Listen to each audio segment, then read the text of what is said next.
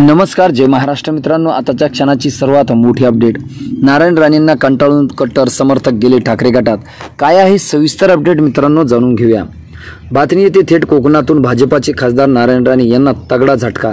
कट्टर समर्थक 25 ते 30 वर्ष सोबत राहिलेले समर्थकांनी भाजपाला नारायण राणेला सोडचिठ्ठी देत मुलांच्या म्हणजेच नितेश राणे आणि निलेश राणे यांच्या कारभाराला कंटाळून दिला आहे राजीनामा। नेमकं काय झालंय ते बघूया।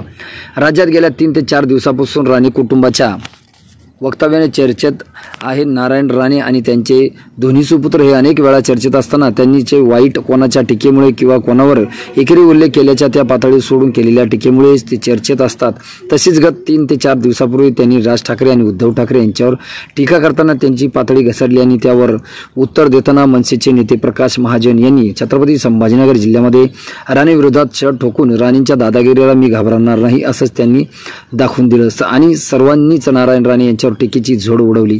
त्याचंच फलित म्हणून नारायण राणे यांच्या ज्या मतदारसंघात म्हणजे सिंधुदुर्ग रत्नागिरी जिल्ह्यात त्यांचे पडसाद उमटत नारायण राणे यांचे सुपुत्र निलेश राणे आणि नितेश राणे यांच्या दादागिरीच्या कारभाराला कंटाळून तेथील भाजपचे मंडळ अध्यक्ष, तालुका उपमंडळ अध्यक्ष तसेच भाजपा युवा मोर्चाचे तालुका प्रमुख तसेच भाजपा ओबीसी आघाडीचे तालुका प्रमुख यांनी नारायण राणे यांच्या सुपुत्राच्या कारभाराला कंटाळून व दादागिरीला कंटाळून आपले जाहीर राजीनामे दिले आहेत। भाजपमध्ये आम्ही गेल्या अनेक वर्षापासून कार्य करत असताना आमच्यासमोर आम्ही भाजप हा पक्ष म्हणून पाहत असताना आता मात्र आमच्यावर अन्याय होत आहे व आमचा काहीच ऐकलं जात नाही असं म्हणून या सर्व नेत्यांनी आपले रामूहिक राजीनामे दिल्याने नारायण राणे यांना स्थानिक स्वराज्य संस्थांच्या निवडणुकीच्या अगोदर सर्वात मोठा धक्का बसलेला आहे।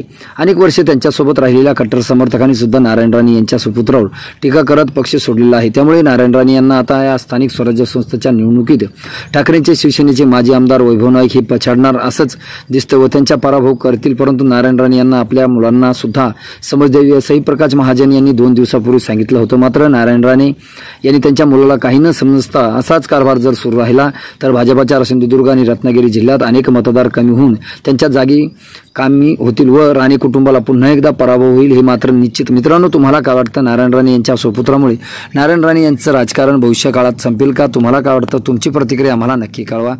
भेटूया पुढच्या व्हिडिओमध्ये। तुर्तास धन्यवाद।